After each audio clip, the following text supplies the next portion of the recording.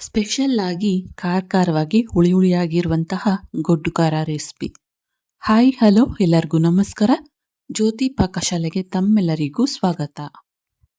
ಇಂದಿನ ವಿಡಿಯೋದಲ್ಲಿ ನಾನು ಸಿಂಪಲ್ ಆಗಿ ಒಂದೊಳ್ಳೆ ರುಚಿಕರವಾಗಿರುವಂತಹ ಗೊಡ್ಡು ಖಾರ ರೆಸಿಪಿನ ನಿಮ್ಮೊಂದಿಗೆ ಶೇರ್ ಮಾಡ್ಕೊಳ್ತಾ ಇದ್ದೇನೆ. ಈ ಗೊಡ್ಡು ಖಾರ ಅಂದಲ್ಲಿ ಹಲವಾರು ವಿಧಾನದಲ್ಲಿ ಮಾಡ್ತಾ ಇರ್ತಾರೆ. ಆದ್ರೆ ಈ ರೀತಿ ಸ್ಪೆಷಲ್ ಆಗಿ ಒಮ್ಮೆ ಟ್ರೈ ಮಾಡಿ, ತುಂಬಾನೇ ರುಚಿಯಾಗಿರುತ್ತೆ. ಬನ್ನಿ ಈ ಸ್ಪೆಷಲ್ ಆಗಿರುವಂತಹ ಗೊಡ್ಡು ಖಾರನ ಯಾವ ರೀತಿ ಮಾಡೋದು ಅಂತ ನೋಡೋಣ. ಅದಕ್ಕಿಂತ ಮುಂಚೆ ಹೊಸದಾಗಿ ನಮ್ಮ ಕುಕಿಂಗ್ ವಿಡಿಯೋಸ್ನ ನೋಡ್ತಿದ್ದಲ್ಲಿ ಪ್ಲೀಸ್ ಸಬ್ಸ್ಕ್ರೈಬ್ ಮಾಡ್ಕೊಳ್ಳಿ. ಈ ರೆಸಿಪಿ ಇಷ್ಟ ಆದಲ್ಲಿ ಒಂದು ಲೈಕ್ ಮಾಡಿ. ಬನ್ನಿ ಹುಳಿಯಾದ ಖಾರವಾದಂತಹ ಈ ಗೊಡ್ಡು ಖಾರ ರೆಸಿಪಿನ ಯಾವ ರೀತಿ ಮಾಡೋದು ಅಂತ ನೋಡೋಣ. ನಾನಿಲ್ಲಿ ದಪ್ಪ ಗಾತ್ರದ ಒಂದು ನಿಂಬೆ ಹಣ್ಣನ್ನ ತೆಗೆದುಕೊಂಡಿದ್ದೇನೆ. ಅದನ್ನ ರಸ ಚೆನ್ನಾಗಿ ಬರ್ಲಿ ಅಂತ ಸ್ವಲ್ಪ ಪ್ರೆಸ್ ಮಾಡಿ ಈ ರೀತಿಯಾಗಿ ರೋಲ್ ಮಾಡಿ ಕಟ್ ಮಾಡಿ, ಅನಂತರ ಒಂದು ಬಟ್ಲಿಗೆ ಈ ನಿಂಬೆ ಹಣ್ಣಿನ ರಸನ ಸಪ್ರೇಟ್ ಆಗಿ ತೆಗೆದುಕೊಳ್ತಾ ಇದ್ದೇನೆ.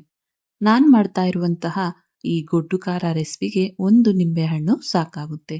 ಅನಂತರ ಈ ನಿಂಬೆ ಹಣ್ಣಿನ ರಸದಲ್ಲಿ ಬೀಜನ ತೆಗೆದು ಈ ನಿಂಬೆ ಹಣ್ಣಿನ ರಸನ ಸೈಡ್ಗೆ ತೆಗೆದಿಡ್ತೇನೆ.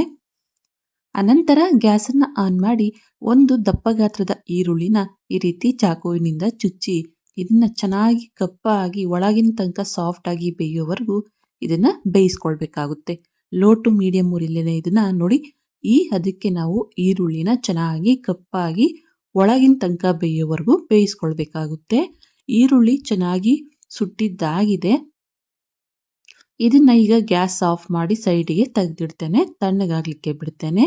ಅನಂತರ ಗ್ಯಾಸ್ ಮೇಲೆ ಮತ್ತೊಂದು ಬಾಣಲೆನ ಇಟ್ಟು ಇದಕ್ಕೆ ಒಂದು 8 ಆಗುವಷ್ಟು ಗುಂಟೂರು ಒಣಮೆಣಸಿನಕಾಯಿ, ಅನಂತರ ಒಂದು 8 ಆಗುವಷ್ಟು ಬ್ಯಾಡಗಿ ಮೆಣಸಿನಕಾಯಿನೂ ಸಹ ಸೇರಿಸಿ ಲೋ ಫ್ಲೇಮಲ್ಲೇ ಇವನ್ನ ಚೆನ್ನಾಗಿ ಫ್ರೈ ಮಾಡ್ಕೊಳ್ತಾ ಇದ್ದೇನೆ. ಎಣ್ಣೆ ಹಾಕುವ ಅವಶ್ಯಕತೆ ಇಲ್ಲ, ಹಾಗೇನೆ ಇವನ್ನ ಚೆನ್ನಾಗಿ ಫ್ರೈ ಮಾಡ್ಕೊಳ್ಬೇಕಾಗುತ್ತೆ. ಸ್ವಲ್ಪ ಈ ಒಣಮೆಣಸಿನಕಾಯಿ ಫ್ರೈ ಆಗಿದ್ದೇನೆ. ಇದಕ್ಕೆ ಒಂದು 2 ಕಡ್ಡಿ ಆಗುವಷ್ಟು ಕರಿಬೇವು, ಅನಂತರ ಅರ್ಧ ಟೀ ಸ್ಪೂನ್ ಆಗುವಷ್ಟು ಧನಿಯಾ ಕಾಳು, ನಂತರ 1 ಟೀ ಸ್ಪೂನ್ ಆಗುವಷ್ಟು ಜೀರಿಗೆನ ಸೇರಿಸ್ತೇನೆ. ಹಾಗೆಯೇ 1 ಗಡ್ಡೆ ಆಗುವಷ್ಟು ಬೆಳ್ಳುಳ್ಳಿನೂ ಸಹ ಇದಕ್ಕೆ ಸೇರಿಸ್ತೇನೆ. ಇವೆಲ್ಲವನ್ನ ಸೇರಿಸಿದ್ದೇನೆ. ಮತ್ತೆ ಇವನ್ನ ಚೆನ್ನಾಗಿ ಲೋ ಫ್ಲೇಮಲ್ಲೇ ಫ್ರೈ ಮಾಡ್ಕೊಳ್ಬೇಕಾಗುತ್ತೆ.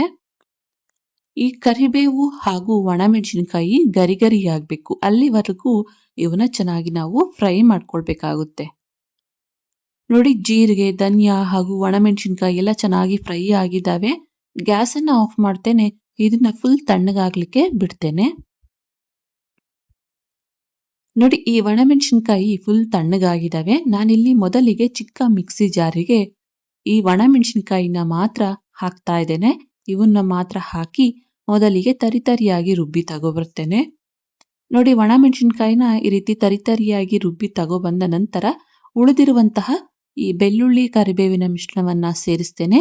ಅನಂತರ ಸುಟ್ಟಿರುವಂತಹ ಈರುಳ್ಳಿನ ಸಿಪ್ಪೆನ ಸುಲಿದು ಈ ರೀತಿ 4 ಭಾಗ ಕಟ್ ಮಾಡಿ ತಗೋಬರ್ತೇನೆ. ಇದನ್ನು ಸಹ ಮಿಕ್ಸಿ ಜಾರಿಗೆ ಸೇರಿಸಿ ರುಚಿಗೆ ತಕ್ಕಷ್ಟು ಕಲ್ಲುಪ್ಪನ್ನ ಸೇರಿಸಿ, ಹಾಗೇನೆ ಇದಕ್ಕೆ ಹುಳಿಗೆ ಅಂತ ನಾನಿಲ್ಲಿ ನಿಂಬೆ ಹಣ್ಣಿನ ರಸನ ಸೇರಿಸ್ತಾ ಇದ್ದೇನೆ.